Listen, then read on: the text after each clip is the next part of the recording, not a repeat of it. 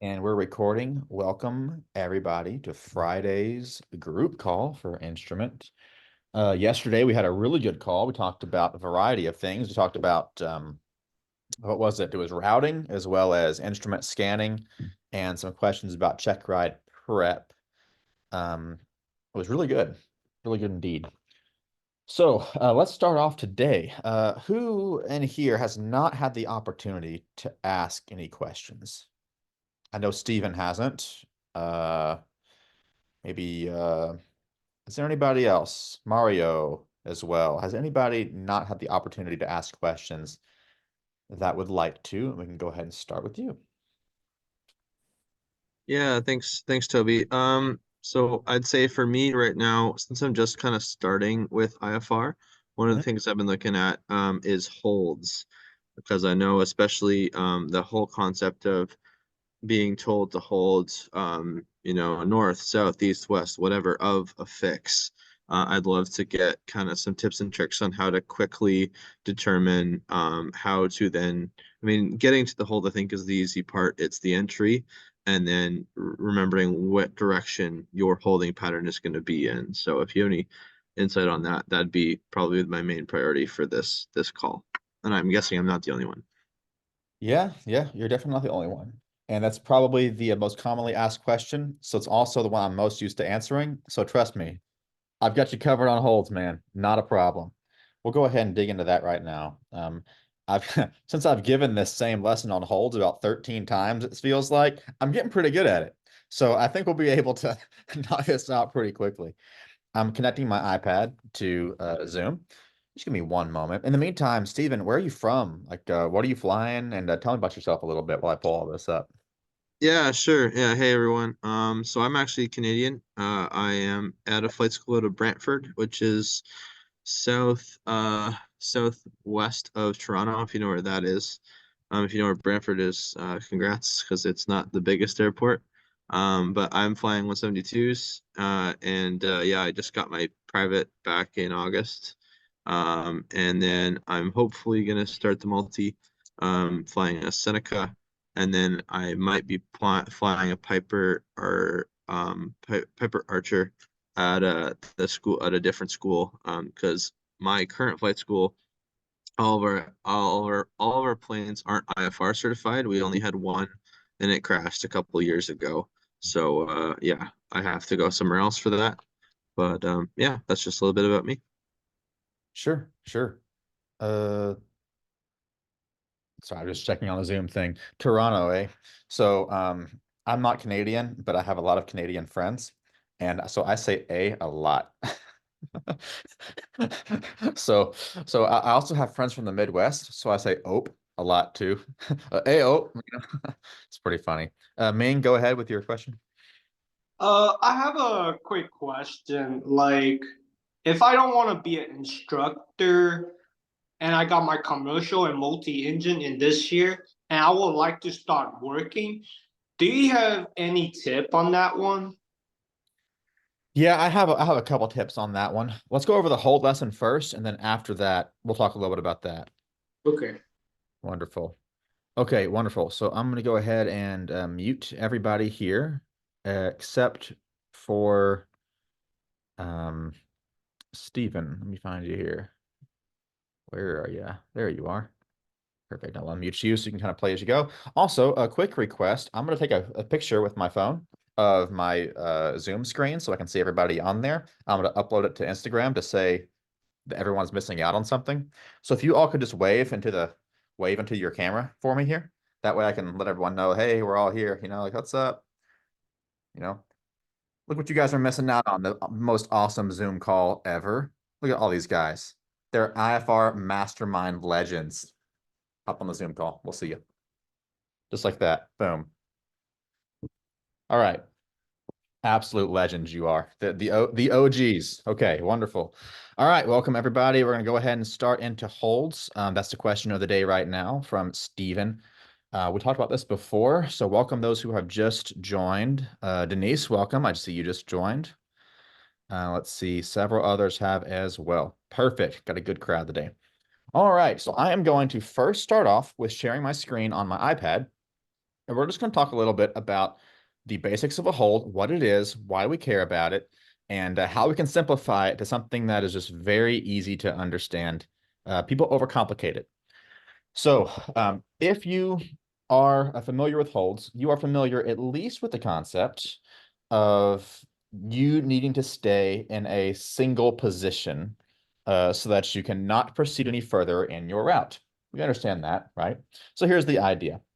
You know, there are holds in many different places. There's going to be initial approach fixes for procedure turns and different things, but let's just simplify this to unpublished hold. ATC says hold here and do this. That's what we're going to be doing. So we were told to hold here, right? So obviously your brain thinks, okay, I'm gonna get myself to this point here, and then I'm going to figure out, well, what radial am I holding on? Well, I'm going to hold on, the 180 radial, which is out here, which is a 360 inbound. So I'll get to the holding point and I'll somehow figure out how I'm going to enter, which I guess this is a direct entry here, and then I'm going to do a racetrack and I'm going to come back in. It seems simple on paper, right? But then you wonder when you're in the actual airplane, well, how in the world do I actually do this? Like, where do I twist my CDI to and what number and what's happening? And I'm lost and confused and I feel like I'm stupid. How do I do this, right? So let me first break it down by deleting everything you think you know about holds. So everyone just say, I know nothing about holds. I know nothing. And we'll start from the very beginning and boil it down to what matters. I'm going to erase this all, and we will do that right now. All right. Lesson 1 on holds. A hold is a perpetual course reversal. Perpetual course reversal. And here's what I mean. Let's say you want to stay in a particular spot in IMC. See, in VMC, if you're flying along on your airplane, you're going from A to B, and air traffic control says, hey, there's, traffic, up ahead, or there's a airport closure or something, and I need you to hold around this lake and stay there until it's time to continue. So you say, okay, and you take your airplane and you just fly towards the lake and you just fly a circle around the lake. No big deal because you can look outside, you can see what you're doing. When air traffic control says, all right, you can proceed on course, then you proceed on course and everything's happy. It's great. However, we cannot do this in IMC. We have no ability to do that because we can't see anything. And when we are in IMC, our eyeballs do not work. We cannot look outside and navigate like we could visually. So we had to think of a different method as to staying in one point. So most of us would think, okay, well, I can go to a VOR or something. So you'll go to a VOR. Everyone knows about VOR navigation. If you don't, that's a lesson we can have another day. But we say, okay, let's go to a VOR. Air traffic control says, I want you to hold at this VOR right here. And you say, okay.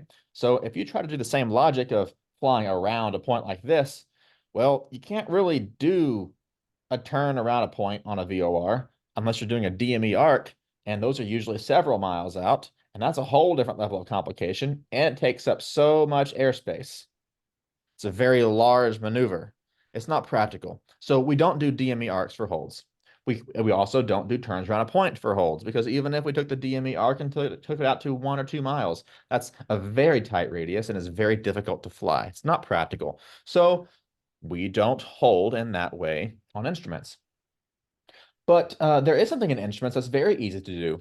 Everyone can agree with me, and you can nod your head and zoom if this makes sense. Everyone can agree with me that in instrument flying, straight lines are easy to fly, right? Cool. Straight lines are very easy to fly. So let's start doing it based on that. Let's go to a VOR. Let's say that you are right here and you're going inbound to a VOR and you're told to hold this VOR. And let's just say you never heard anything about, your standard racetrack and those things. You don't know anything about that. It's not in your vocabulary. Well, it's pretty easy to hit to a VOR and then say, well, I need to go to this VOR, then come back to it and just kind of stay back and forth and stay at this VOR in a straight line. So how do I do that? Well, I'm going to go to the VOR, then I'm going to go outbound for a minute. After a minute, I'm going to do a course reversal. Turn back around. and go the opposite direction. Cool, you guys can do that, right? So you get back to that radial and you go inbound to the VOR. When it flips, you go out for a minute and do the same exact thing. Maybe you go this way. Come back And in. that turn would be a standard rate turn, probably. Yeah, these are all standard rate. Everything is Yeah. standard, Yeah. right? Just wanted to Remember, clarify. now remember this, what I'm showing you right now is not an official hold. This is just me making something up to prove a point, right? So, Gotcha. so that's what that is. So anyway, you could basically just, go back and forth, as long as you wanted to until it was time to proceed on course. But look at how much real estate this takes up. It's an awful lot, right? We can agree that this is a perpetual procedure turn, right? A perpetual course reversal, right? We are reversing our course here and reversing it over and over and over again. See my logic, Stephen? Yeah. Okay. Yeah. Sorry, I didn't see your head. My Zoom is all the little heads are small now because there's so many people in the chat. No Um, worries. so there's that. So we can't do that. So that's not practical.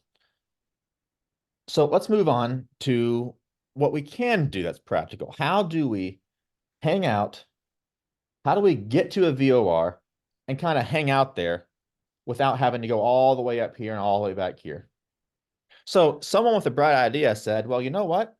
I bet what we can do is we can go to a VOR. Let's say that we're already on this radial here. And let's say this. Let's say we can go to this VOR and hold on this radial. We want this radial here, just from this little spot, from right here to right here. That will be our holding area. How can we make the airplane get to this point, and then once they cross the VOR, somehow get back to that point and start over again? How do we do that? Right? So someone decided, well, all it really is a course reversal, right? All we're really doing is getting to the VOR and then going back and eventually finding yourself back over here, right? And someone said, yeah, that's a good idea. So that's what they started doing. They started going to the VOR. Once they crossed the VOR, doing a 180-degree turn, standard rate, just because standard rate is easy. It's just simple. We do things standard rate because standard rate is standard. It's easy to remember. There's no confusion. It's very smooth and stable. Everyone will agree with that. So now that I had done my 180-degree turn, the next question is, well, how far do I go? And the answer is, well, if you keep turning immediately and try to do this weird little circle around the VOR, well, that's not going to work. That's way too close. The indications aren't accurate. No one in their right mind could easily navigate that. Is that correct? Yeah, don't even try to do that. That's just dumb. So we figure out, okay, well, let's get out a little farther, maybe to right here. And if we're this far out, that gives us enough time for the VOR to be less sensitive. We're able to pick up the radials easier because we're not so close to it. You understand that, right? How the VOR radials, as you get really close, become very sensitive, and it's very easy to blow past a radial or another. Are you familiar with that? You have to say something. I can't see you. Oh, yeah. Yeah, I know that. Yeah, I've heard that before. Yeah, and you'll experience it as well.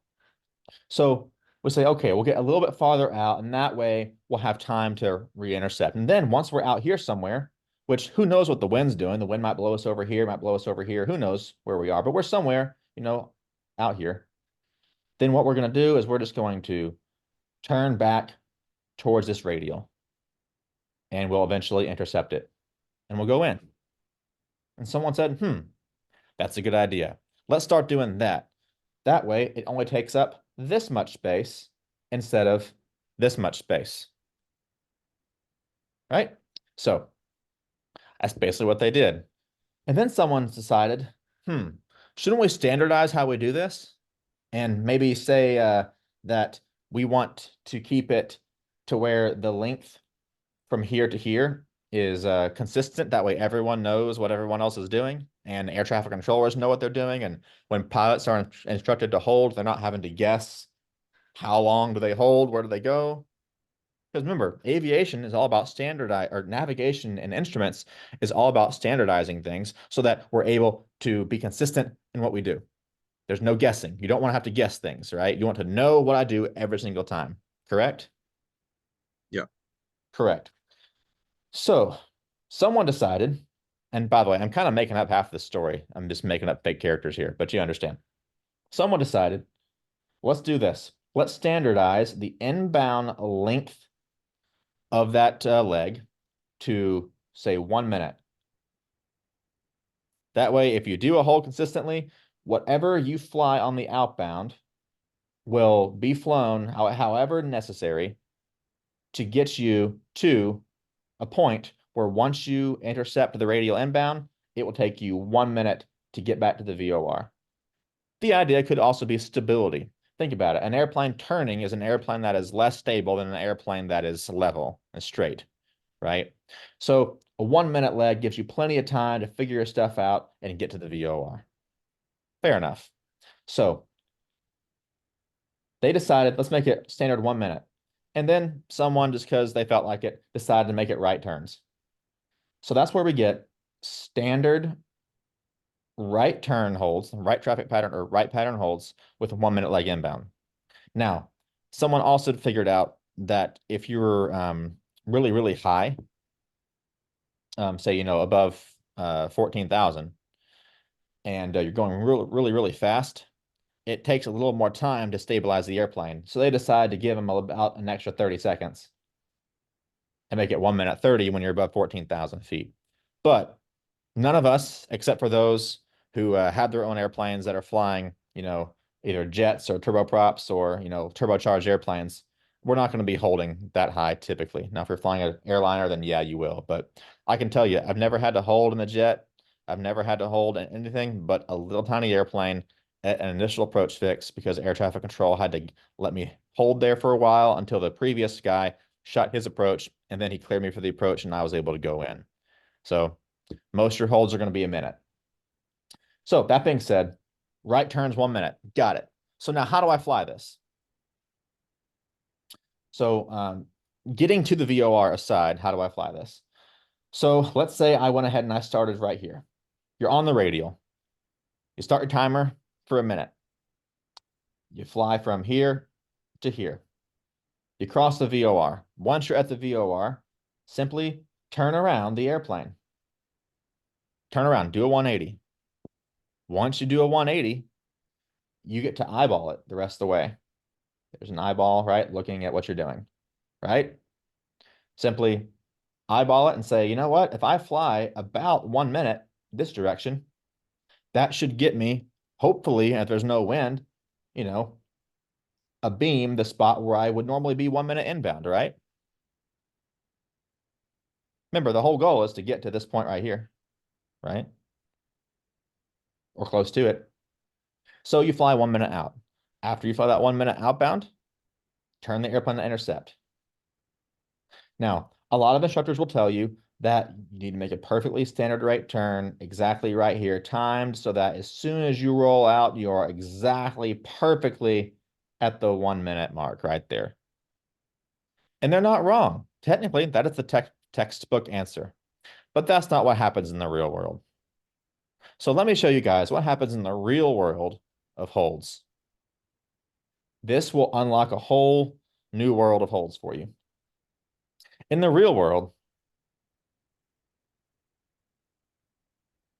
you climb on this radial here, you get to the VOR, and you are right here.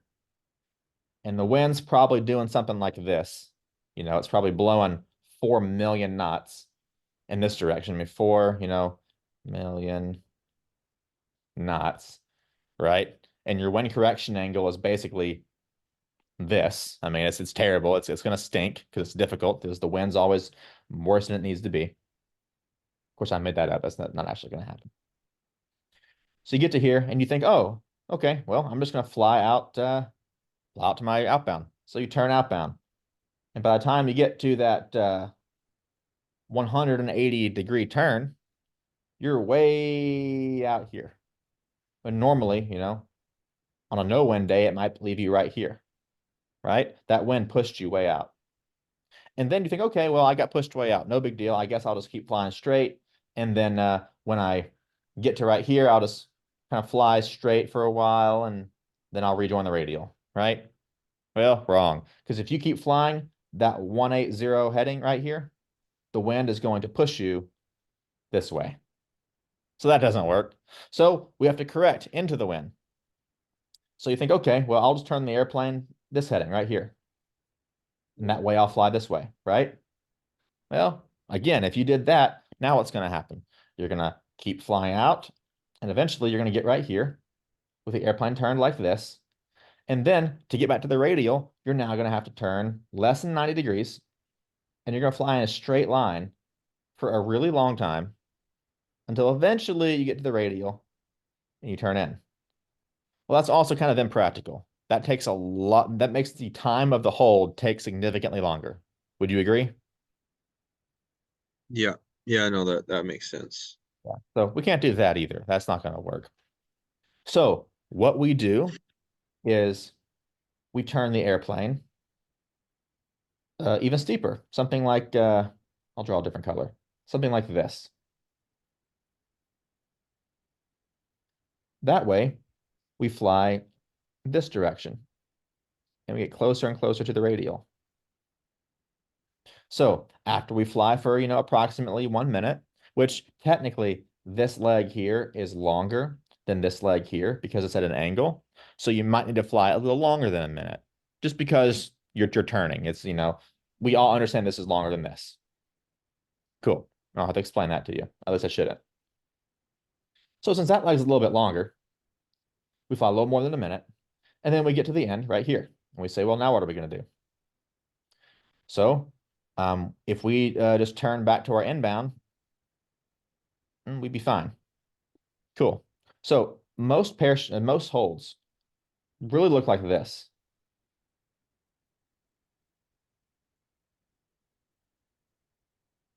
Or they look like this.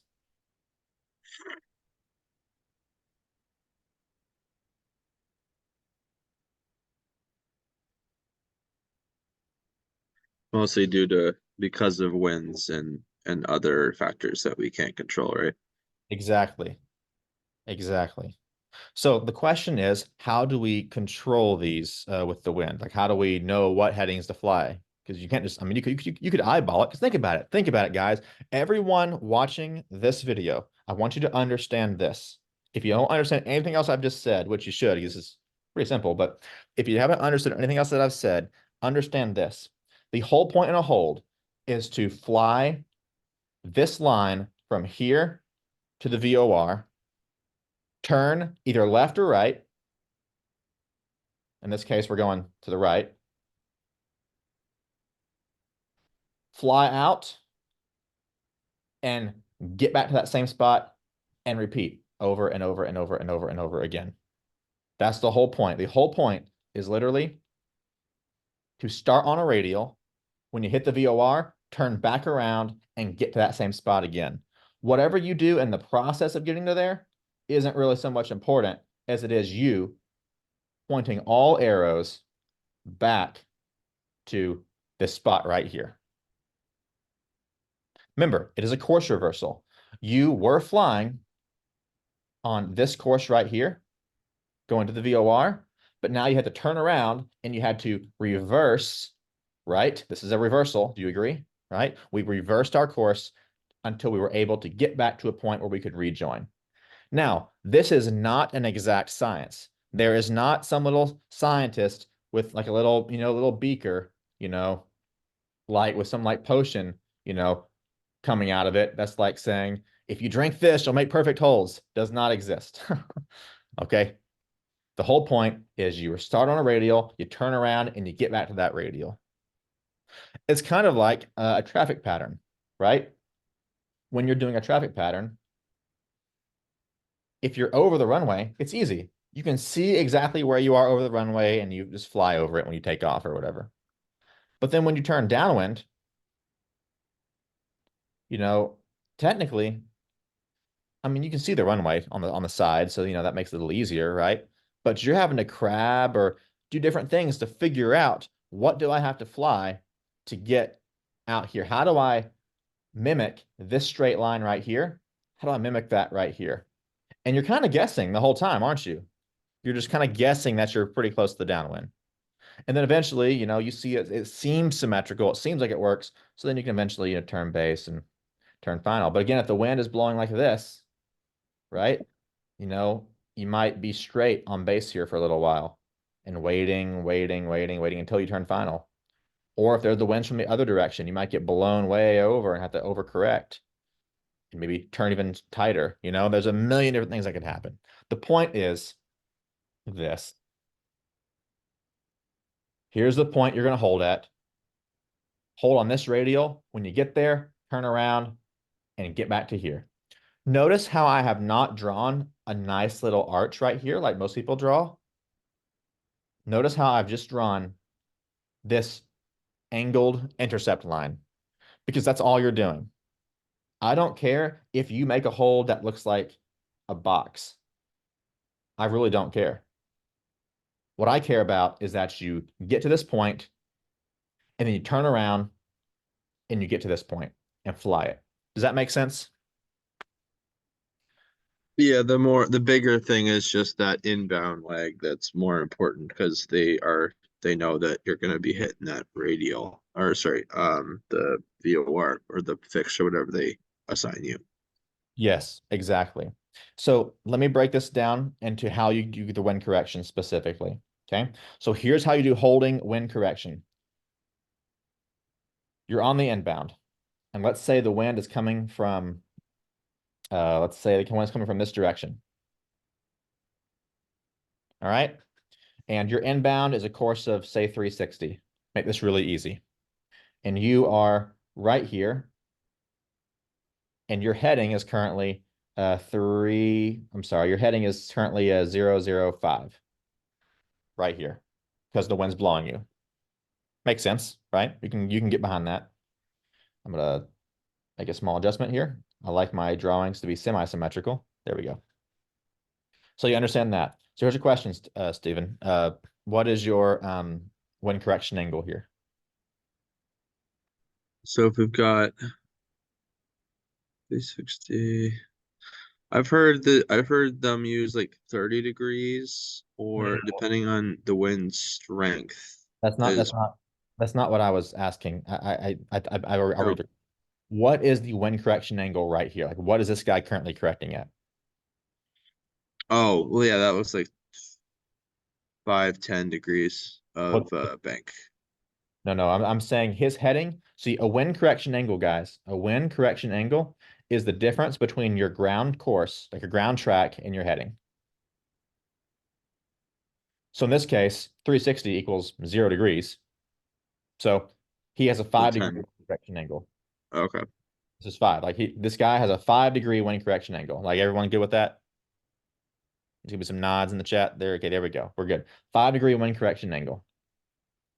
So the way you do wind correction to hold is whatever your inbound wind correction angle is, you triple it on the outbound. So in that case, 3 times 5 is 15 degrees. So you would need to fly 15 degrees into the wind on the outbound. So looking at this, normally, if we were doing a normal standard racetrack pattern with zero wind, right? Remember, the racetracks only happen in the zero wind. And we were to do this, and we'd fly a heading of 180. Do you agree? Yeah. Okay. But since there's wind, and the wind is pushing us significantly this way, instead of us ending up right here, we're going to end up probably like right here. It kind of looks like this because the wind pushed us towards the VOR. You agree with that? Yeah. No, that makes sense. Okay. So if we were to fly a 180 heading, we would get blown this way because the wind's a tailwind now. And we would end up somewhere over here. And that's not good, right? Yeah. Cool. The wind blows you off. So now what you do here is you figure that wind correction angle 15 degrees we talked about before, right? So in this case, 180 minus 15 is 165, right? So 165 is this direction. You would fly a heading of 165, and you'd fly that for 1 minute. It's kind of like this, right? After 1 minute, you turn back and intercept the radial. So this makes sense here, why this is a longer leg, right? Guess what? This is standard rate, and this here is also standard rate.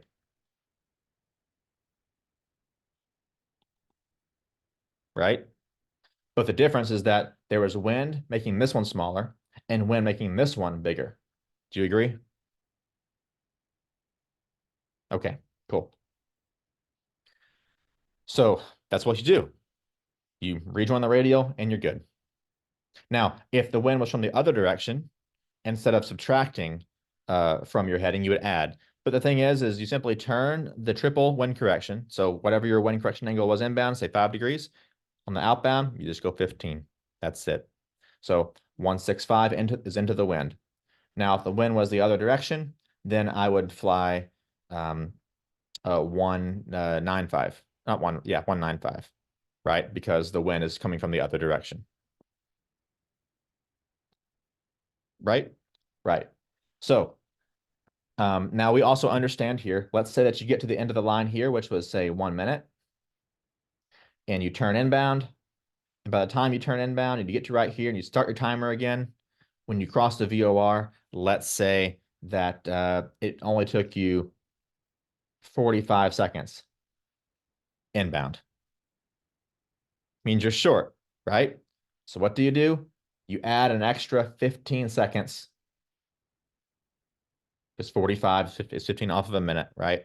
You add an extra 15 seconds to your outbound on the next leg, and then fly that in, and then hopefully, you're close to a minute. The math is not exact there. There's some geometry and angles that are making the times a little bit different. It's not perfect, but you'll notice it's pretty close.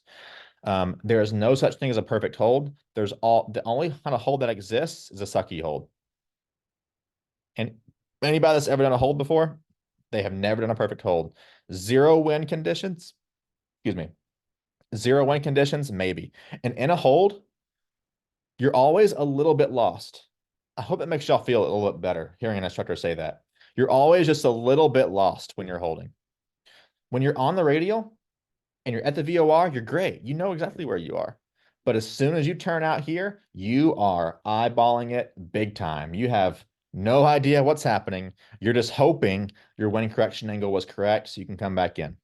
But guess what? That's okay because you shouldn't be doing holds until you know how VOR radials work and how the fact that if you simply fly this direction, eventually you're going to have to turn towards this radial. And since you have the CDI tuned to 360, well, you know that 270 is going to get you to that radial, right? So just fly 270. If you get lost, fly 270 until the needle centers. And when it does, turn inbound and try again. Make sense?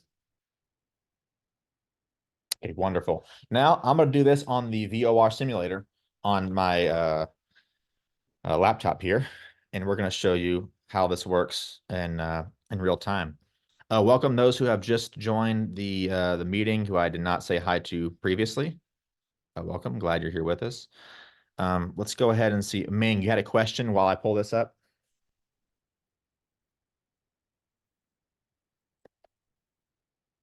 I'll have to unmute you. Give me a moment.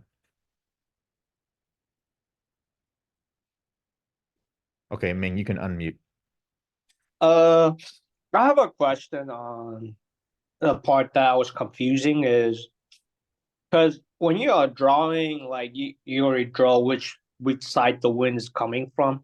How do you know if the wind side wind is coming from when you are flying at 3,000 feet? Well, you do your weather check. I mean, you shouldn't be flying like you should not be flying unless you know where the wind is coming from. So you have forward flight, you have an AWOS or your ATIS. Now I know the ATIS and AWOS is going to give you wind at the ground level, but it's still going to be pretty close. I mean, most of us would agree because we're all pilots, right? Everyone in this Zoom call should at least be a private pilot, probably, right? So we Yep. all know that if the wind aloft, if the AWOS or ASOS says the wind is 090 at 15, there's a pretty good chance the wind is coming from the east at 3,000. Pretty good chance. That So makes Yeah, I was just kind of confused on that part because I got the G5. It have a magenta line with the purple magenta that's telling me about the wind correction. So sometimes I just fly that magenta line when I was on hold. So I don't follow the heading. I just follow the pink magenta line. So it just tell me what direction I'm flying to. So it makes sense for me with the G5, but I just kind of confused on the if you don't have that G5 or G1000, sure, that will sure. provide you wind correction. I totally understand what you're saying. Let me give one more thing about holds real quick before we go to the simulator lesson. Okay. I forgot to mention about hold entries. Hold entries are really, really easy. Everyone overthinks them. I'm going to spend a 1 minute talking about this. So let's say we're going to hold on this VOR on this radial. We know it's a right turn. We know it's a 360 radial, whatever. And one thing I want you guys to notice, everybody look at my screen. Notice how I have not drawn the entire holding pattern. I have not drawn, the dots that go out to the whole oval or whatever. I never draw those. I always draw a single straight line in a turn direction because that is all you need to know. Because think about it. Everything else in a hold is always going to be up for grabs on this side. This is all just kind of guessing until you get to a point where you feel confident that if you were to turn inbound, you would join the radial approximately 1 minute to go. We understand that. So the only part we need to really think about is just the first section here. So this being said, how do we enter this? Well, we know that we have 3 ways of entering a hold. Now, I'm not here to give you guys, holding ground school on, all the types of procedures. You should read your book and know that, right? So we got 3 types: parallel, teardrop, and direct, right? So if you're over here versus if you're over here versus if you're anywhere over here, let's say, right here. How do we enter this procedure? So remember, the whole goal is to get back to this point right here. How do we get to there? Right? Now, on an entry, we don't care about that. All we care about is get to the radial going this way. The time doesn't matter at all. All we care about is get to the radial going that way. So in this case, which is the easiest way to enter from right here? Is it hit the VOR and then go out and go direct? No, that's kind of dumb. So it's not direct entry. Is it hit the VOR, turn, however many degrees that is, 30 degrees there, inbound, fly out for a minute, and then swing around this way? Oh, it's easier than the last one, but that's also not the recommended way to do this. The easiest way is, well, I'm already on this heading right here, right? So I'm going to continue on that heading outbound, time for a minute. And now I'm in a perfect position to turn to intercept that radial and fly inbound. So a teardrop would be the easiest way to enter. Now remember, hold entries are recommended, like recommended. They are not required. It does not matter. You are not technically allowed to fail an instrument check ride, at least in the United States. At least in the United States, you are not allowed to fail an instrument check ride based on a hold entry being other than recommended. You're going to fail if you screw it all up and don't correct it. That's what's going to fail you. We talked about that yesterday. You're not going to fail off of something like that. In fact, most of the time, I have discovered that when I'm flying on the Garmin 750 or the Garmin 430, 530, 650, whatever, if I'm coming in from this direction, it will almost always tell me to do a teardrop entry on the GPS, which is legal. You hit the VOR, you go out, turn in. Cool. However, I have discovered it is significantly easier to hit the VOR, continue going straight. That's the easiest thing is keep going straight. You're already on the radial. You know exactly where you are. And then do one consistent turn all the way back to there and rejoin. That's the easiest way to do it. So whenever you're doing a hold entry, think about what is the easiest way to enter this procedure. Now, I just noticed that there's 13 messages in the chat that I have not looked at just now because I had the chat turned off so I could teach. So I'm sorry if I missed any of those. I'm not going to read them right now because I'm too busy with the lesson. However, whoever said something in that to me, just save it for the end and I'll answer those questions. So moving forward with this, we understand that this airplane here, the first airplane, would be a teardrop. Cool. That's the easiest way to enter. Just do that. Nice. Now, what about airplane B? What's the easiest one here? Well, a teardrop would be kind of stupid, kind of dumb. Don't do that. A direct would also be kind of dumb. Like, that doesn't make any sense. You can't really navigate doing that. Remember, we like straight lines. All right. So, in fact, I'm going to unmute everybody and we're going to play just a little game here because I like playing games. I'm going to unmute. I'm going to unmute everybody. I'm going to say, what do we want? And you're going to say straight lines. And I'm going to say, when do we want them? And you're going to say now. Okay. So, what do we want? Straight lines. Straight lines. When do we want them? Now. Right now. For your cooperation. I appreciate that. You humored me. We like straight lines in IFR. Turns suck because every time you turn, you're just a little bit lost, aren't you? Just a little bit. Now you're like, are you really lost? I don't like your terminology. Well, I don't care. This is my Zoom call. I'll use my own terminology. Okay. I'm just kidding. But seriously though, when you're turning, you are not on a actual line of some kind of course, unless you're flying, something on your GPS. All right. So we like straight lines. I'm backing up.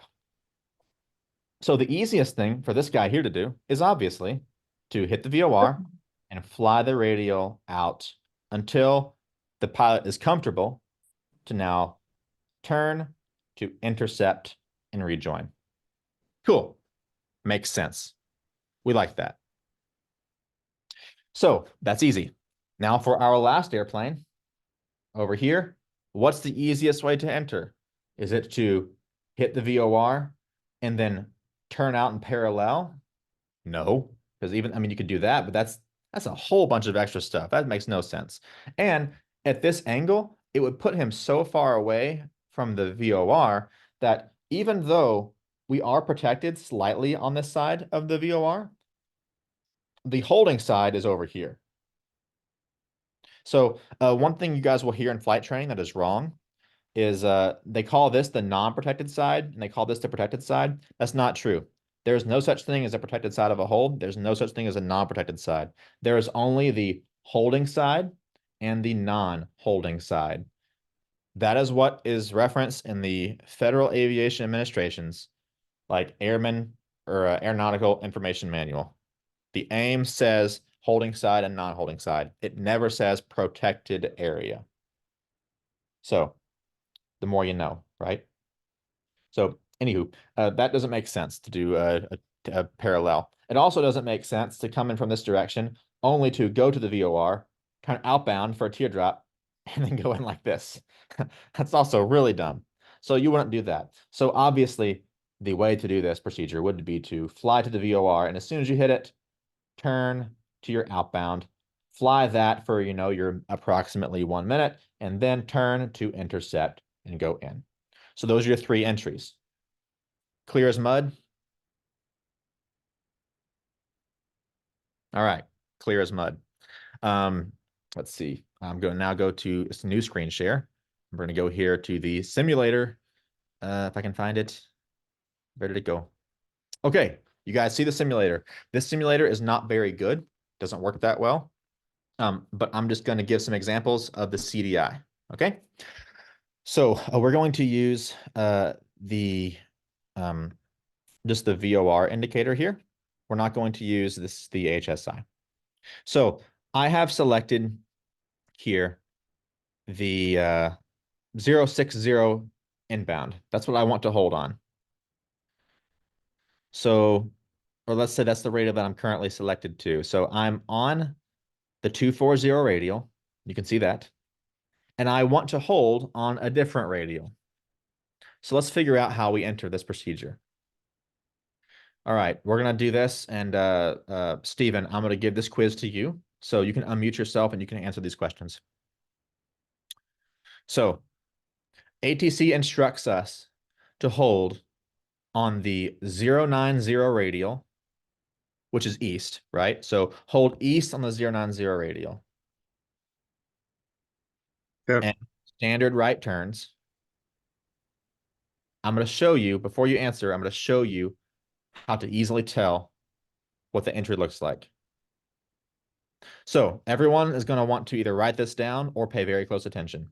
This is probably the coolest lesson on hold entries you're ever going to get when it comes to a single VOR CDI. I've given this a bunch of times this week, and it's been very helpful. So you're going to want to listen to this one. Step 1. Remember, we said 090 radial is what we're going to hold on, right? Right turns. So I start in the middle of the CDI. I draw a little dot. Then I draw a straight line from that CDI out to the radial I've been instructed, which is 090.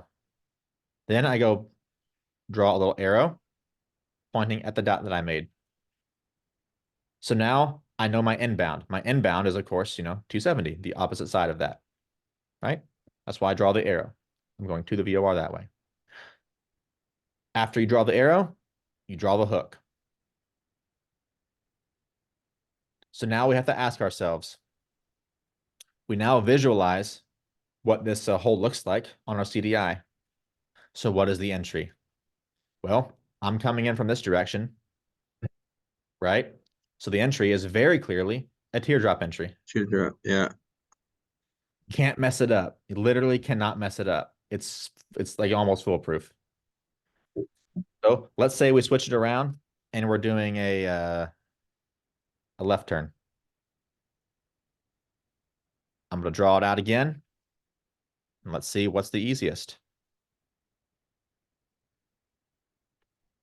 What would you think? That would, I'd say parallel because you're heading towards the outbound. Or I'll go outbound and then swing in. It's like that. That'd be the easiest. Yeah. Right. And can you remind me, so you're drawing the arrow from 090 towards 270, and that is because your outbound is the 27? Stop No. talking. Stop talking. You're confusing yourself. No more talking. Don't think. I don't want you to think inbound. I don't want you to think outbound. In fact, I should have never even said those words. That's my mistake. All I want you to think is stick figures on a screen. Because I'm telling you guys, instrument flying is already complicated enough by the FAA and all the flight instructors that try to sound smart and overcomplicate everything because it makes them feel good. We need to dumb it down to like my level. Like I'm not the smartest guy in the room, okay? Like I can do some basic math.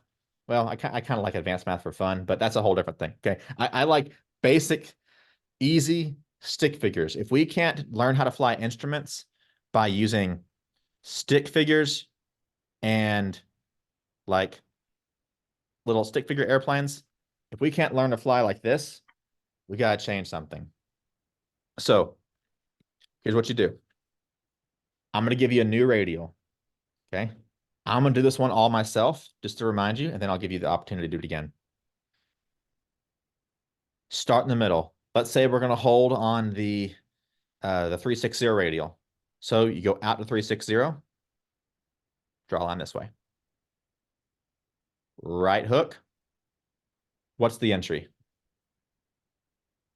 Coming from where? You are always right here.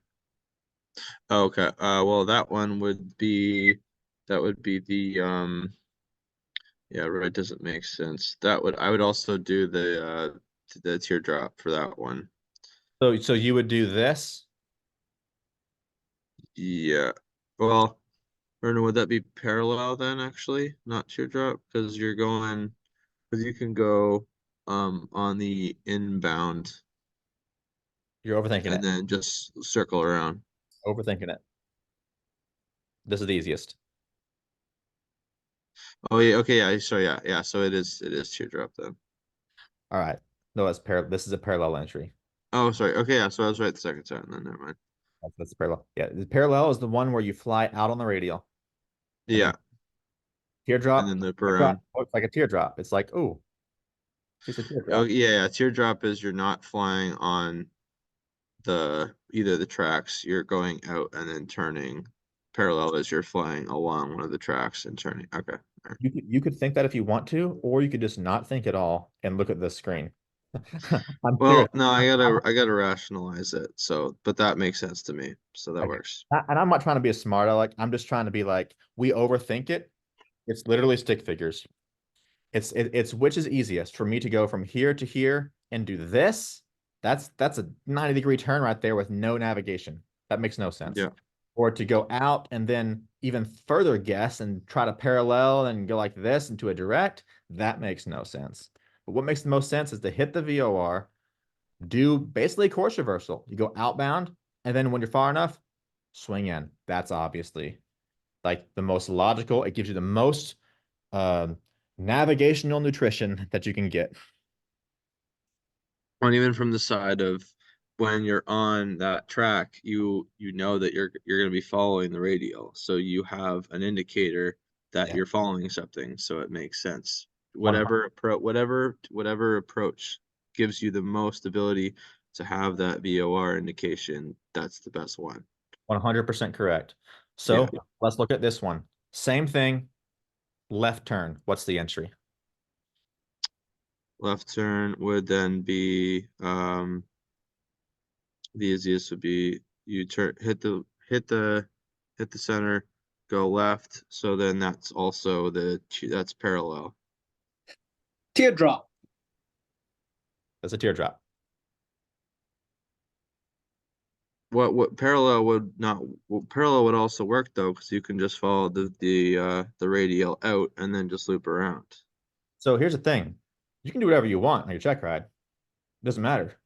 But it's going to make it a lot harder on yourself if you don't do what this is here. See, look. Parallel is where you get to the VOR. On the VOR, you turn on that radial. And then after, a minute or so, you swing back inside to rejoin. That's Yeah. possible, sure. But that requires a turn right here and a turn right here.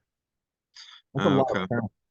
The easiest thing to do is to hit the VOR and fly straight for 1 minute. Now that you're out here, you can easily get to that radial.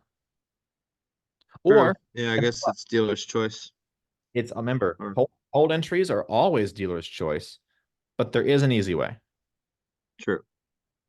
There is an Yeah, easy. I just like the idea of keeping on a radial just because I know for sure that I'm at least tracking along something that's been established by an object that is ground based.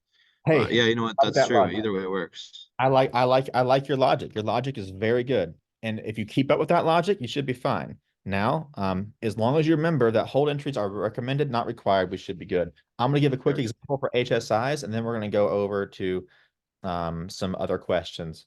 1726. I'll have about 20 minutes to keep going before I've got to shut it off. I have somewhere I'm going this evening. So let's switch it over here to HSI. Perfect. All right. So let's see here. Let's say that we're going to hold on the, I don't know, ATC says hold on the 330 radial. And let's see, my heading is what's my heading? Actually, it doesn't really matter. The logic is still the same on an HSI, if you think about it. Because I'm centered, see here. Like I'm going to this VOR. The VOR is over here somewhere, right? Doesn't matter. If I draw my line and say, give me a radial, any radial, just pick a number between 1 and 36.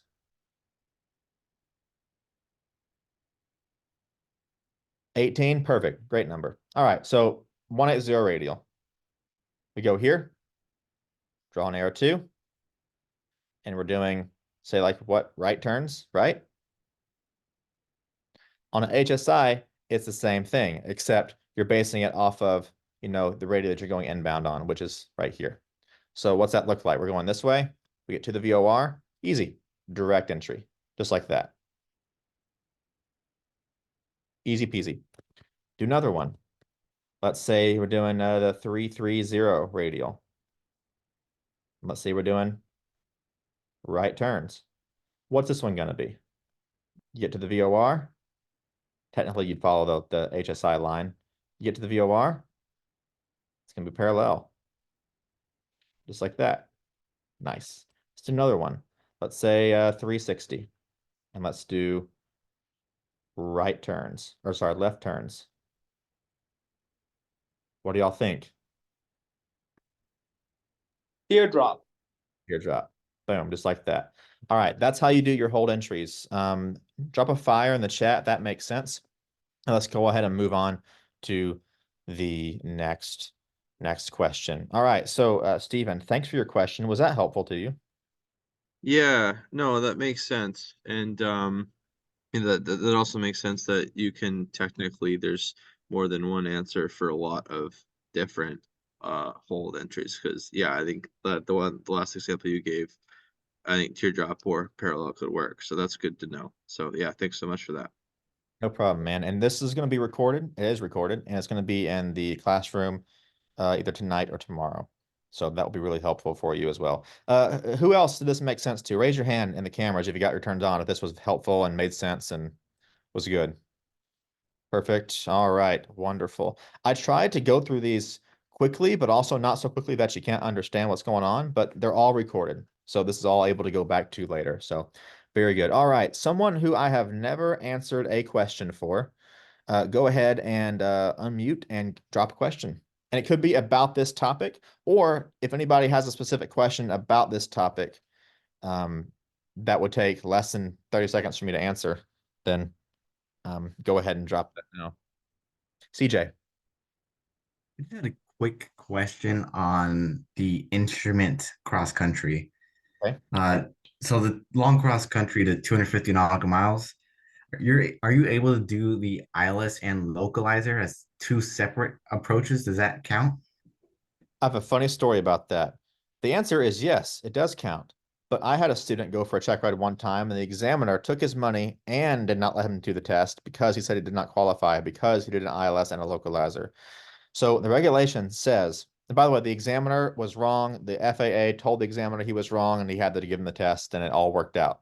But it says to do 3 different types of approaches using navigation systems, is what it says. So a localizer approach has an MDA. It has a missed approach point that is not altitude based, which is, like the DA on an ILS.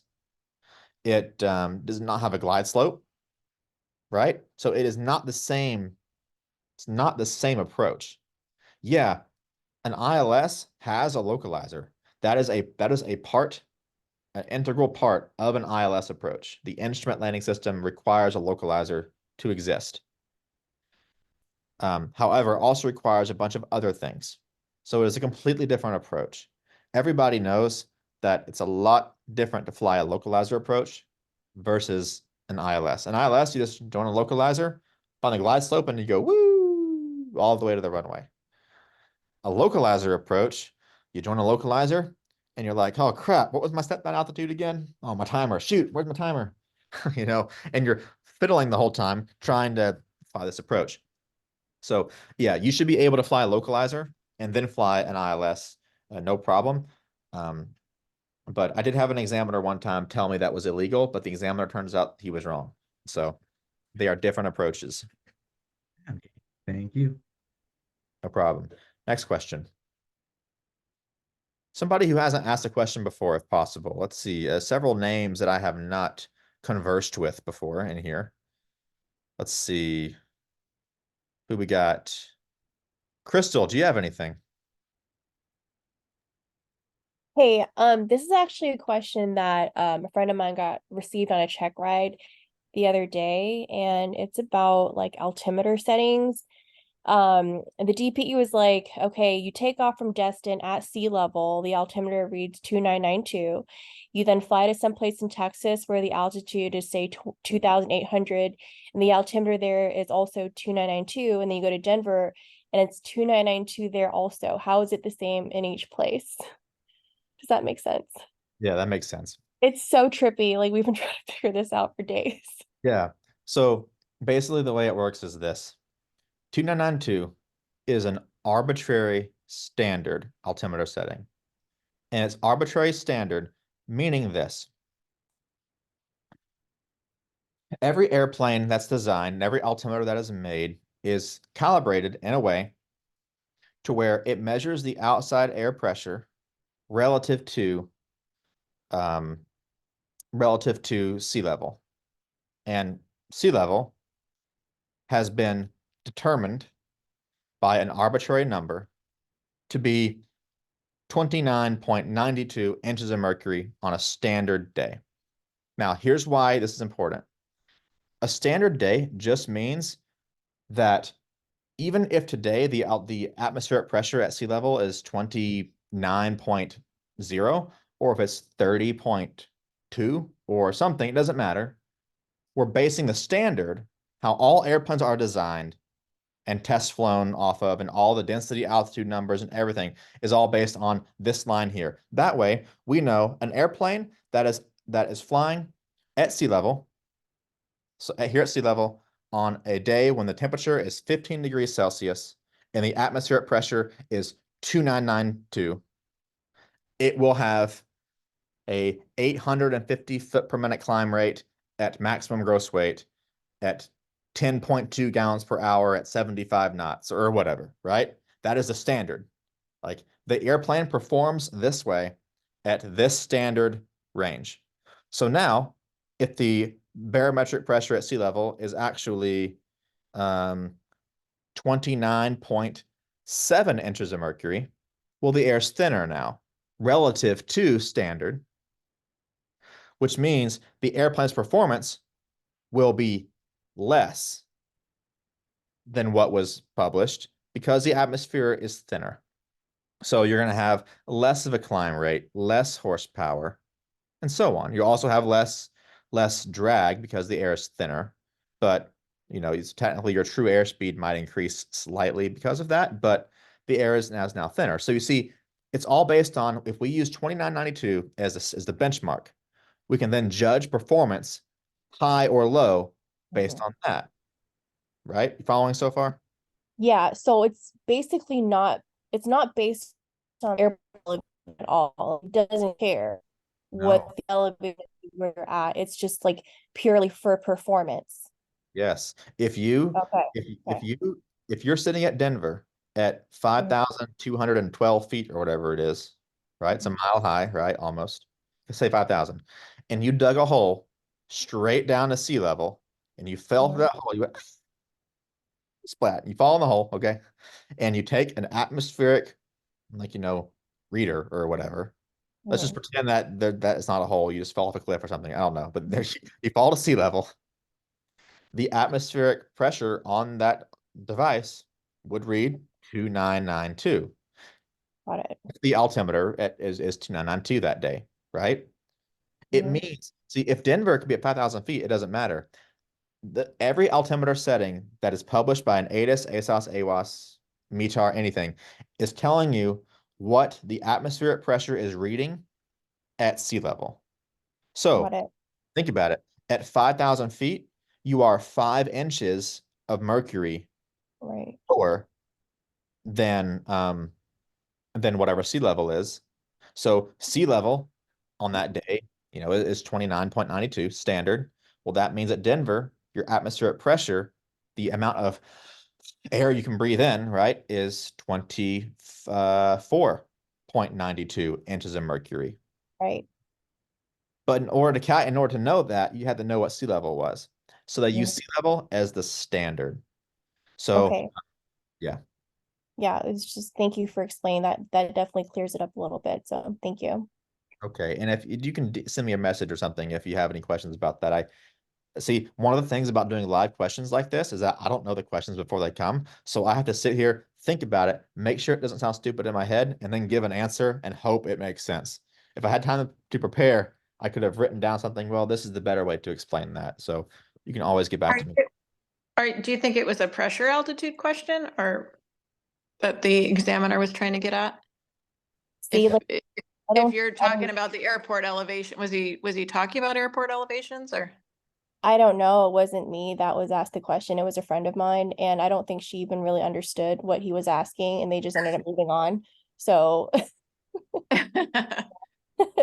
Yeah, I think based on what you said, Denise, I guarantee you it was a pressure altitude question because the only thing that changes with your altitude based on a standard altimeter setting is your pressure altitude.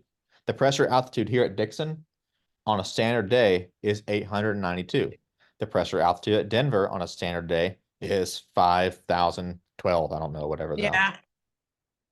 I had a similar type just on my private pilot oral. I had a similar question around pressure altitude but if they were saying like 2992 straight across the country, that would be maybe a trick question of being above 18 or something. Kind of I can strange. say I can say this. I'm not a pilot examiner. I have friends who are, and I qualify to be one, but I haven't put my application in yet. And I just had two friends that were just hired as pilot examiners with the same experience that I have and everything. So I'm super happy about that because I've got two DPEs I can send people to now. So that's great. But if I was a DPE, I would ask questions about density altitude because that's what kills people. Because think about it. If you ask questions about density altitude, it's really practical. It's very important, and it's going to include all the pressure stuff, all the temperature stuff. So it's really practical, but I don't know. I don't want to trip people up. I just want to keep them from killing themselves. So, great question, Crystal. Great question. Anybody else? Don't be shy. I don't bite that much. Hello, I have a quick question. Go ahead. So, I've been told once in a ground school that when you're doing the parallel entry to the holdings, you need to fly for 15 additional seconds so you can, turn to the holding so you can have a better like angle. So is that I just wanted to hear your point of view, so if that is correct or not. That's not correct. Let me see. Okay. How to fly parallel entry to hold. Google it, right? Let's see. What does it say on the FAA's stuff here? How to enter a holding pattern. Fold method, great resource, right? What do they say? It says, of course, bold method, don't use, you know, just some other resource to get your answers, but we can look and see what people say just to get an idea and then research it from there. Bold method says 1 minute, and bold method is very good. I have never ever seen any place in the FAA that says you have to do that because think about it. Um, on a hold, the only time you care about your inbound or the time is for your inbound leg, right? And the only way that you can accurately time that is from the VOR after your 180-degree reversal. It's the only time you can time it because before then, it's all different. Because now you're expecting pilots to do trigonometry and know their sine and their cosine mathematically to figure out the exact angle. Well, if I'm going 30 degrees versus 45, it's going to be different. I mean, in a 30-degree angle, um, the yeah, in a 30-degree angle, 50% of that of however long the leg was is vertical, and 86% of it is horizontal. So now, well, I lost 14%. So do I add 15 seconds? So who's going to do that, right? So your job is to get back to that radial. Once you're on the radial, fly it. And then when you hit the VOR, spin around 180, start your timer, and then go from there. If you are, if you fly for 1 minute on the outbound, you join the radial, it's looking good, you get to your VOR, and after timing it, you realize you were 15 seconds short, then tack on another 15 on your outbound and see if it fixes it. Maybe you started your timer short. Maybe there was wind. Maybe you weren't as accurate as you thought you were. It could be a myriad of things. But what's important, Got you. trying to get as close as you can to that 1 minute after the entry. Got you. Thank you. That makes sense. No problem. So Anybody you were basically going over more of an unpublished hold, right? Because like a published hold, you're going to have both an inbound and an outbound course typically, right? So you would kind of turn and then twist, and bring up your outbound heading. Yeah, I think I see what you're saying. It doesn't really matter.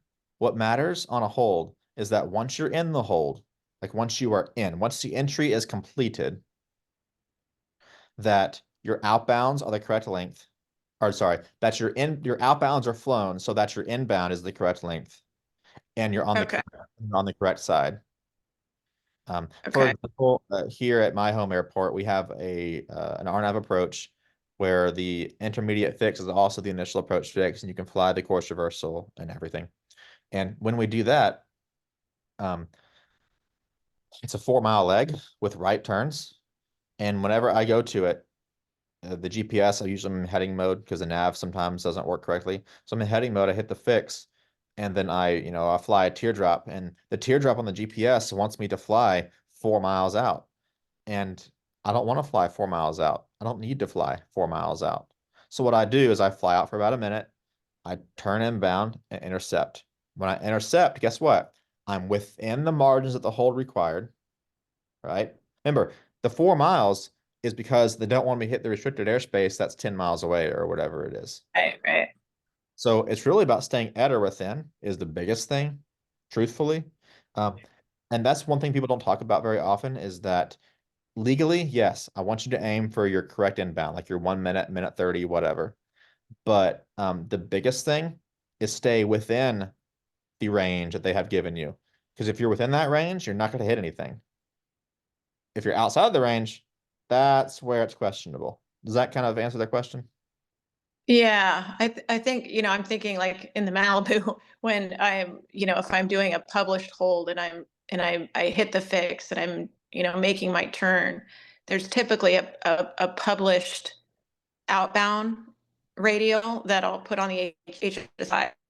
In terms of wind correction and everything, I could see how far off course I'm getting. So I stay on that outbound for the minute and then I, tune in the inbound course and go intercept it and then come back to the fix. So that's usually, if I'm off of all of the, Garmin stuff and I'm just, needles or, just on HSI, I think that's typically how I've done it for a published hold. That makes sense. What kind of MFD PFD do you have in the Malibu? Well, it's an Aspen. Okay, so in the Aspen, you have the 750 like you talked about earlier. So in Well, that we just had the 750 installed. So before that, it was just the 530. GNS 430W, I think. Okay. Yeah, I fly with every Garmin device. Every So- time I get used to it, or one of them, we switch it out. Exactly. The GTN 750, I've got a lot of learning to do. It's pretty cool. And Does your spouse fly the other? Does fly as well, I guess, or? he flies an Excel that we have, so he Yeah. flies something really different. Yeah. So, okay. So, the idea is if the GPS gives you an outbound that the autopilot can fly, just fly it. There's nothing wrong with flying your teardrops out to 4 miles or your parallels out to 4 miles and then letting the autopilot bring it back in. Nothing wrong. Don't go outside of it, right? Yeah. If you Right. want to cut it short, at least on the entry. Because that's the thing is entries are recommended procedures. Like it doesn't matter really what you do as long as you enter the hold. Once you're in the hold, then be as precise as you can, make it work. And honestly, I fly with Aspens almost every day, and I fly with 750s almost every other day. So I can tell you, Well, the 750 it kind of gives you the snail trail to follow, you know, so that makes it's like the G1000, you know, it's just like so easy. But yeah, with the Aspen and the HSI is, you know, what I was, you know, not using GPS because I get, you know, every time he's in the plane, you know, I'm quizzed on not using the Garmin stuff. So this was a good, you know, this was a good lesson to really um, freshen up on the hold. sure, sure, that makes sense. No, yeah, I'm glad that was helpful to you. I have some more questions popping up here before we get going. Gerardo, go ahead with your question. Hi, Toby. Um, with regard to the when you call establish on the hole, when you call that to ATC, it's when your holding entry is completed, right? And that will be at your second passage of each of it could be like after, of course, after a parallel teardrop, you gotta call to ATC like establish on the hole, right? Because so ATC would know that you are already starting off the holding. You're just starting the holding process. But when you're doing a direct entry, it's the same. You call at the second passage, at the second VOR passage, you call clear establish on the hole. That's a great question. That's a very good question because I was going to ask you, when does the hold end? When do you officially enter the hold? Is it before the entry or after the entry, right? Or what is it? Here's how I do it. If I'm doing a direct entry, I directly enter the hold. So the hold starts immediately. So it's when you're doing the direct entry, it's at the first passage of the VOR. It's when you call to ATC establish on the hole. That's what I would do. Yes, I would recommend. I was kind of doubting this because you haven't gotten by at the first passage, I think, the wind correction angle because you haven't been on the inbound first. You might have been in another course, in another radial. So that was doubting that if that will be at the second as well as like same when you do the parallel and the teardrop entry, you call establishing the hole on the second passage, on the second VOR passage. But when you're doing a direct, that will be also at the second passage or I see what you're saying. I see what you're saying.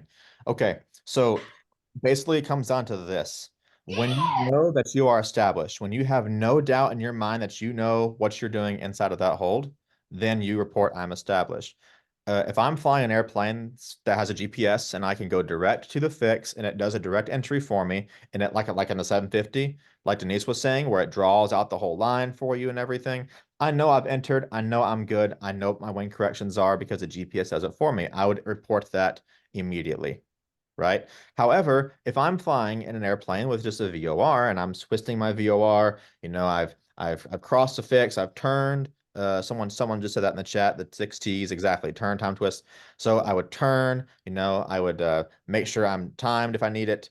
At that point, I would twist to the inbound. You know, throttle, talk, track, tires, whatever. And then when I'm back established on the inbound and I'm inbound and I can get my wind correction angle, as you said, with the wind correction angle, I can then take that information and say, okay, my wind correction angle is 5 degrees. So my outbound will be 15 degrees. I can establish as soon as I hit the VOR, I will start holding. And then you can tell ATC. So generally, the second passage is when you would normally tell them because it takes a little bit of time to enter the procedure. the three of them.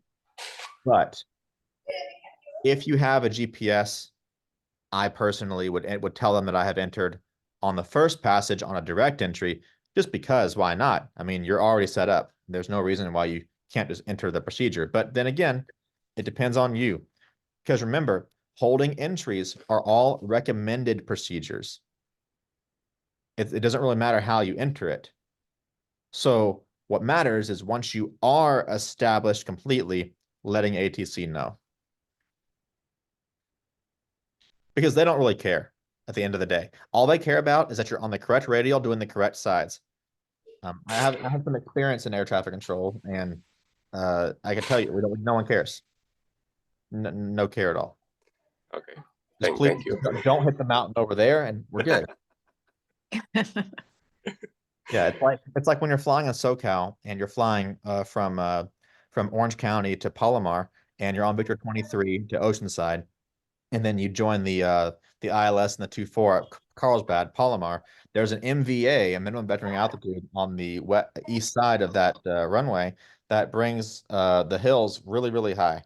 And air traffic control, if they vector you to the north side of the runway, the angle where the altitudes kind of get higher is much closer on the downwind than it is if they cross you south. So air traffic control is always trying to play to keep you inside of that protected area of their vectoring altitude. Same thing in holds. They just want you not to clip the edge. If you don't clip the edge, you're fine. But if you do clip the edge, well, you might be flying into a cumulogranite cloud. So, Or a mountain. which is in fact a cumulogranite cloud. A granite one, yeah. Not cumulonimbus. Okay, great question. Was that helpful?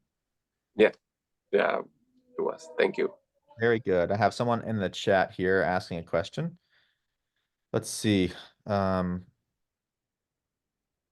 Published holds, fires, chat, question. Okay, I have this question. Says, if there's a difference of 75 feet on an altimeter, is it considered a limitation on the altimeter for an IFR flight? Excuse me.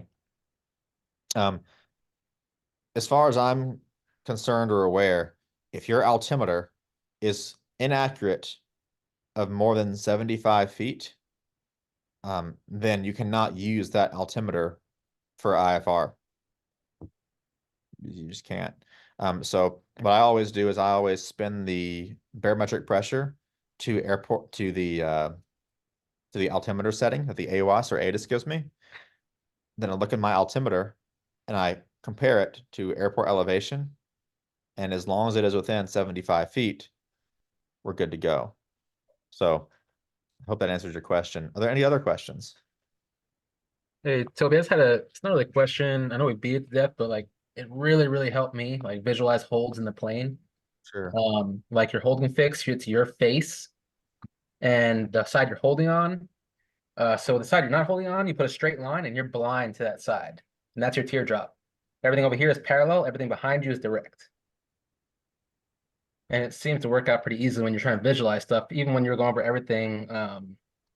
You don't have to think about anything. You're just like, all right, this is my holding side. Am I coming from over here? Boom, that's parallel. Yeah. This is not my holding side. I can't see shit. I'm blind. That's teardrop. Behind me, direct. It just really helped me visualize things in the plane quicker. I mean, if it works, it ain't stupid. You know what I mean? So, I mean, that's just that. I mean, looking at this, the easiest way that I look at hold entries, like I said before, is simply a matter of this.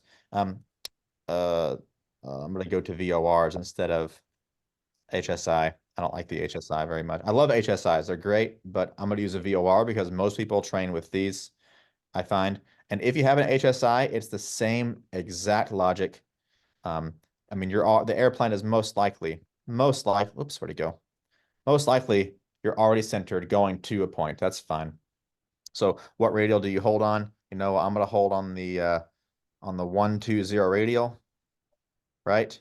I'm going to do right turns. That's a teardrop. Cool. Or if I'm going to do left turns, that's a parallel. Cool. I don't even think about it. See, I didn't have to think about, well, is it this side or this side? Like, what is the easiest way to get to that radial? Remember, if I think about it from a standpoint of my only job is to get to this radial, how do I do it? The easiest way possible. And in the case of this airplane right here, that looks like probably a direct entry. Easiest way, right? So I hope that was helpful. Helpful there. Any other questions? It's about the stuff that you told me to ask, like the last 5 minutes about the if I don't want to be an instructor, I just want to start working as a pilot. Well, what is the best way to do it? Well, there's no best way, but there are ways. And I'll give you this quickly. The question is, if you don't want to be an instructor and you want to just build up your flight time without doing that, what do you do? So the first thing is network a lot. Okay. If you guys are networking, finding people, just being nice to people for crying out loud. I mean, so for example, I got a lot of flight gigs, flying jets and other different things just from being available and being respectable with people. I mean, the guy who I fly the jet for right now was a client of mine. I taught this guy to fly. I taught his son to fly. I did both of their instrument ratings and their airplanes. I've got several airplanes, you know. Um, and that's one thing too, is if you are an instructor and you want to do that for a little bit of time, you can market yourself to aircraft owners, right? Most, not all, I mean, relatively speaking, most aircraft owners are fairly wealthy. I mean, airplanes are expensive, right? So you find someone who has airplanes, they can afford to pay you to teach them to fly, and then you teach them. They're happy, you're happy. Now you have a good relationship with these people. If they ever need you to fly their airplanes, or if they ever upgrade and they don't want to fly it themselves, they'll hire you. I mean, the guy, he's a CEO of a company, and he doesn't fly his citation or the company's citation. I fly it for him. But why? Because I was at the airport one day when he walked in and said, "I'm looking for a flight instructor." And I said, "Ooh, pick me," you know. So, I mean, that was that. So many ways you can network doing stuff like that. Great It's example. better way just to get the flight instructor too. Then I would recommend getting a The- flight instructor certificate if you can, for sure. But you don't Yeah, have yeah. to. The dilemma is, I think you said get a job, right? Is that what was that your? How do you get a job without first becoming a CFI? yeah, That's very tricky because I actually work in the insurance industry, and that's the big roadblock. So in order to be insured flying an airplane, for someone, if you do have your commercial or you get your commercial, you have to have a lot of hours accumulated of total time and PIC time. So I know a lot of guys that do aerial photography. They're low time pilots with just a couple hundred hours that get jobs doing aerial photography out in California.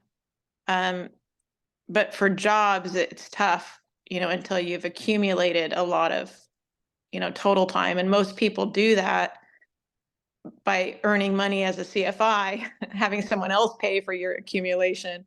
The other way is to, just as we were just talking about meeting up with people to build total time, but to get the actual job, that's the challenge is accumulating your time. Yeah, that's 100% accurate. Especially in the insurance industry, like she said. So when I started flying the jet, I had to have a pilot fly with me for a while because I didn't have near enough turbine time. So, but now I do, and I'm going in for my single pilot check ride next month for recurrent, so I'll be able to fly at single pilot. So, but that's just how it goes. But I'll tell you, networking is a big thing, especially there are a lot of people that go out and they buy airplanes, like Bonanzas, Barons, Cirrus. Cirrus is big on insurance. The insurance companies own Cirrus, is what happens. What else? Even like Navajos and things like that, that would not require as much experience, but they would have a lower paying, cargo jobs and things like that. Like if you were flying a Caravan for Air Choice One or something like that, and they do small hops between smaller airports, you might be flying SIC in a Caravan, which if they have a 135 with an op spec that allows for SIC, then hey, you're building turbine time. It's a single engine turbine, sure, but you're building turbine time and total time flying a right seat in a Caravan. You're making $30,000 a year, but hey, you're building turbine time. So No. But even for 135, they want a bunch of time. I see people getting hired with as low as 500 hours though. So, Yeah, and you right. might get lucky. Networking. I'll tell you one thing. Just being, if you know your insurance person, like my insurance person says I love you when I hang up on the phone. Okay. That's how well I know my insurance people. Like, I love you, June. Hey, we'll see y'all next week. All right. Okay, click. Like, we go out to like barbecues and stuff. Like, that's just, we're family friends at this point. So, and in fact, when my client got the jet, I told Jerry, the guy's name, the insurance guy, I said, Jerry, yeah, we got insured and it was a pain in the butt. He was like, dude, why didn't you call me? I could have hooked you. They're making you fly that much, dude. I could have just called Gerald and he would have said, oh, I'll sign him up. And it would have been, but I was stupid and I didn't. Right. So sometimes I know it's all political, but sometimes if you just make friends with people and be really nice, it goes a long way because people remember insurance and they need to tell you about this. Insurance is all about risk management, managing lots and lots of risk. And even if you have 300 hours of flight time, but I know as the guy who's selling you insurance, I know because I know you that you're the safest pilot, probably the least amount of risk ever. Like you're just the guy for it. I take the risk. I mean, technically the insurance company does, but I'm bringing this down to surface level here. I take the risk of saying, I think it's worth having you with low time fly this plane because I know you. I know you're a good pilot. I know I don't have to worry about you. But these other guys over here with 300 hours, I don't know them. They may have not been trained properly. I have to make them have more flight time to be able to justify my choice in letting them fly this $3 million airplane or whatever, right? So knowing people goes a really long way. And it's not who you know. Say, okay, it's not what you know. It's also not who you know. It's who knows you.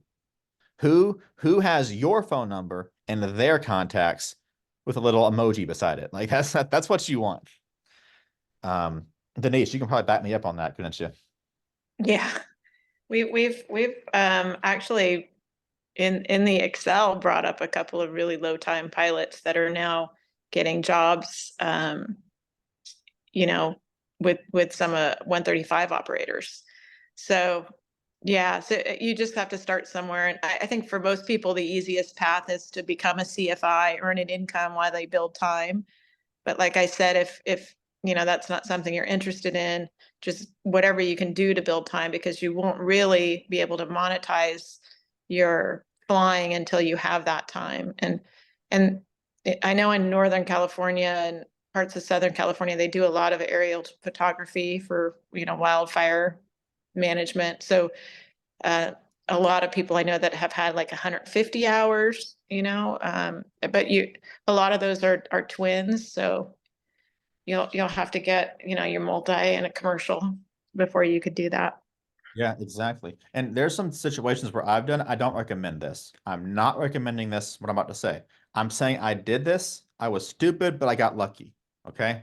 So this is recorded. You can't sue me. Okay. Right. I went out and I flew with some students without insurance before. They said, hey, I trust you in this airplane. It's a $2 million airplane, whatever. I need it flown. You're the only guy I trust to do it without getting you signed on with the insurance. And I was like, I will not break your airplane. Pinky promise. So Either that or put a really big hole in the ground, right? exactly. Exactly. So I went out and I took care of it. And I ended up building enough flight time flying that airplane around that now insurance is perfectly happy with me flying that airplane and they'll cover me because I've got, how many hundreds of hours in Piper Lances or something. I don't know, whatever it was, Saratogas, who cares, right? Same thing before. So you can do a lot of stuff with that. Even if you're not a CFI, you can get it done. One of my friends, I think he's a first officer or a captain at like Endeavor now, I think. I taught him to fly some back in the day and whatever. I flew his Cirrus around and a little bit with him. And that was actually one time I flew a Cirrus without insurance. That was fun. But uh, he got a job flying with a company called Kolob out of I think Louisville, Kentucky, and He was 250 hours, commercial multi-engine pilot, flying right seat in a Metroliner with no autopilot, no GPS. I think it might have had like an old GPS, but barely anything, barely anything. And they were flying at night, 11 p.m. to 4 a.m., flying cargo from Nashville to Louisville and across the country, like that. And he built up his time doing that. And he wasn't even able to build like SIC time or anything. It was all dual given because the captain was an instructor and just signed his logbook. And that was it. Now, is that a great idea? Not really. But sometimes you get what you can get. You network and you're willing to take risks. Now, he was living at home and his parents were covering some of his expenses. So that helped. But hey, I mean, you gotta do what you gotta do. So aerial photography is good. I will say this, for those of you who know me, which is none of you really technically over a long period of time, but yeah, whatever, right? All I ever do, especially if you see my Instagram stuff, I have two Instagrams. I have one for CFIs and one for instrument stuff. Is my whole thing is making flight instructors great, because the thing is this: I want to make great pilots that don't kill themselves, but I can only do that one pilot at a time. So I decided to train instructors. So I make one great instructor. I made a whole series of great pilots. And I mean, I've got 4,000 some odd hours of flight time, and I don't know, I haven't counted in a while, but I've got somewhere over 4,000 hours of time. And I'm a CFI, ATP rated, whatever. I did this ATP check right in the citation. But the airlines are calling me left and right, but I don't want to go. I got a mission, right? I want to make great, I want to take real world experience and get it back to you guys so that you don't have to deal with a new CFI. Not the new CFIs aren't bad always, but a new CFI that's just building some flight time as fast as they can to go to the airlines. They don't care about you, what you're doing, your hour, nothing. They don't care about making it easy for you. They're getting paid hourly too. Think about it. Someone getting paid hourly has no reason to be quick and do a good job, because if they do that, they get paid less dollars for less time spent. However, my clients, I charge them a flat rate. I say, you want your private in your plane? Okay. What kind of plane is it? Oh, it's this plane, that plane. Okay, that's going to be, I don't know, 12 grand or something like that, 20 grand or whatever. I mean, some number. They write a check, I get paid. And now I have every reason to get them done as fast as I possibly can, as efficiently and as good as I can, because I don't want to have to spend all this extra time working with them. If they paid me $20,000, I want to get them that. I want to keep that 20 grand for as little time as possible, so I can go get someone else in for another 20 grand. And I'm able to make, I mean, I'm telling you guys, because y'all are pilots, you're trying to do this. I'm not trying to brag. I'm just saying this is stuff you can do. I'm able to make $200 to $400 per hour as a flight instructor, because I market my business in this way. And it works. And I have a whole coaching program where I coach CFIs on how to do that. Oh, by the way, you guys are a product of all this stuff going on. I said, you know what? I'm going to teach CFIs how to build an audience and help people, and how to turn those people, not turn the people, turn the audience into dollars later on. Because guess what?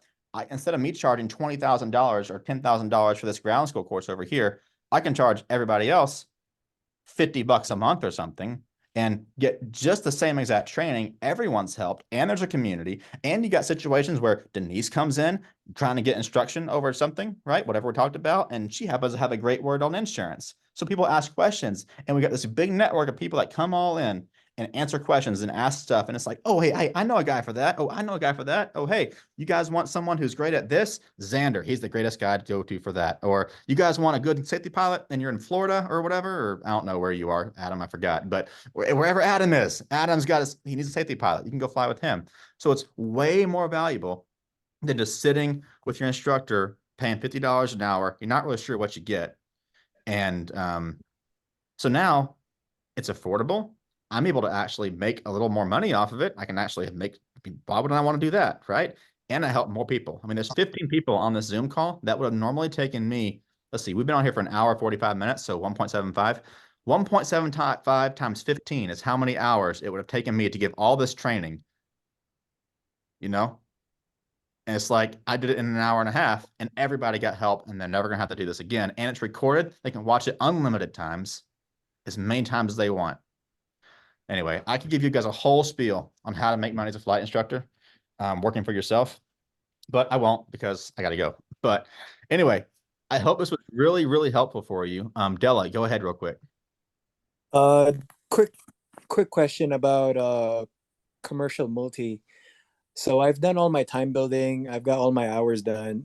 Do I have to do the single engine commercial check ride, or can I go straight and do my multi check ride? I do know that you need a 250 nautical mile cross country and 25 hours on a multi engine, as I would be flying a Dutchess right now. Sorry. See you, Denise. Just left. Thanks. Get your single first. Why wouldn't you? Because the thing is you're gonna have to build up you need a commercial certificate, right? To add on a commercial, to add on a class. Okay. It's in the regs. Okay. Part 61, you can look it up. But basically it comes down to this. You're going to spend a lot more money starting with multi-commercial and then adding single versus starting commercial single, adding multi. Because anytime you add a class rating to a pilot certificate, if you're just adding a class, it's proficiency. You can get done. If you're good at 3 hours of multi training, guess what? You got your multi in 3 hours and there wasn't any time requirements. But if you do your commercial initial in a multi, you're going to have so much flight time in a twin. It's going to cost you a lot more money. Because yeah, but 25 hours somewhere there. Yeah, it's like, Just why would you take do a that? So get it done in the single first where it's cheap and easy, and then go fly your 5 hours in a twin. I think I got my multi-engine in like 4 hours. Of course, I already had like a couple thousand hours of flight time, I think it was, or whatever. So, I mean, I was already really sharp at flying. I mean, it wasn't like, a brand new pilot trying to figure out, oh, this thing's awful fast, right? But still, it was very simple, very, very easy. Typically, most people get their multi-engine ratings done in about 10 hours or so. Because it depends also on where you're going to work. Because I'm from Kuwait, that's all the way in the Middle East, and I have a long way to go. So they don't need any commercial single. All they need is 25 hours on a multi, and then I have to go all the way to Europe, where Sander is, and do an EASA conversion from an FAA, which is I think like 14 exams or something like that. So it's like a whole process. Depends on where I'm gonna end up working, basically. Sure. I mean, do what you want to do, but I would say long term, it's cheaper to get single first and then commercial multi because you're going to have it anyway. You can convert that too. And now you have 2 ratings that cost you significantly less than if you did Yeah. the other way. So, in fact, Yeah. you want the real deal? If you want to start from 0 and get all the way to commercial helicopter, the best way to do that is to start off. If you want to get all your ratings, like every category and class rating that you can possibly get, the cheapest way possible, start with sport pilot glider and then convert that to which I'm actually a glider pilot and a tow pilot as well. I fly the Pawnee and the ASK 21s and stuff. Not flown it forever though. Oh man, so much fun. That was awesome. But anyway, start off flying gliders, and then from gliders go to tail wheel airplanes, and then get your private, at least solo and a tail wheel if you can, and then get your private in an airplane. And then after you have your private airplane, go and get your commercial and your multi in an airplane, and instrument, of course, too. And then after that, go to gyroplanes. Get your sport pilot in a gyroplane. Sport pilot CFI. Build up the PIC time in a gyroplane. I'm a gyroplane CFI, oddly enough. Weird, right? And then you get your gyroplane ratings. Uh, build up your PIC time. And then when you have enough PIC time and gyros, go take your commercial gyro plane test and do the training or whatever. After that, you can add on helicopter as proficiency. So if you're flying like I don't know, a Bell 206 or something, which is really expensive, but think if you're flying an Enstrom, you're familiar with an Enstrom helicopter, right? Yeah. Flying an Enstrom, if you can learn to fly that thing in 5 hours and pass a commercial check ride, by George, have at it. right? But Robinsons require 20 hours for insurance and for the SFAR 73. So that's how you can get all your ratings basically as inexpensively as possible. I'm still at the Sport Pilot gyro level and Sport Pilot CFI. I haven't gone to get my commercial yet because I'm spending my money on other things right now, not helicopters. But helicopters are expensive, guys. I'm telling you. Hey, if y'all bring in some referrals for the mastermind here, I will, and like it goes good, I'll get my helicopter rating and then I'll take you all flying on a free ride. Okay, that's what we'll do. But until then, we're not gonna make it happen. So, was that helpful? Yeah, definitely. Just wanted some I just wanted to see your take on that. That's basically it. I really don't know what to do. I might ask Sander maybe in like the next couple of weeks or whatnot about EASA conversions and all that because I'm a little bit confused with what they got requirements in different. Yeah, you can send me a message on the Instagram or on the school app. I'm happy to answer them. Thank you, man.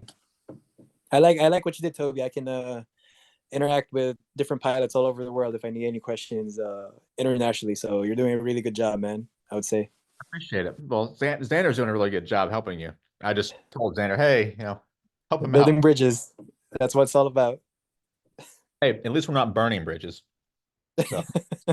Hey, I'm out of here, guys. But one last thing, I'm in Wilmington, North Carolina. If you ever need a safety pilot, I see. I knew he'd call out you. I knew he'd be like, I'll see you later. All right. Thanks, guys.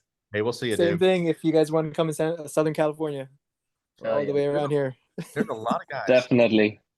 A lot of guys in SoCal. I think Denise is in SoCal. You're in SoCal. San Diego, yeah. San Diego. You know Marty McFly on Instagram? No.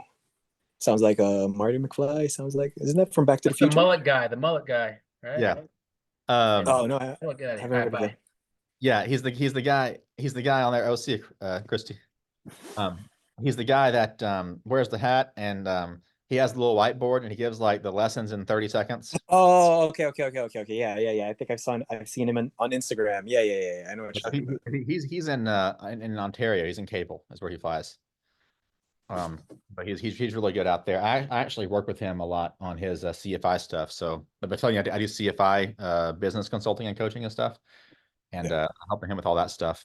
But who else is down there?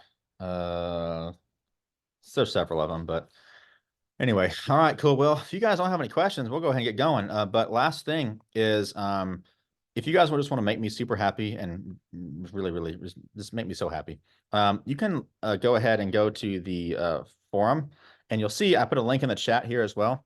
I just got this thing set up for testimonials. Guys, I'm telling you something.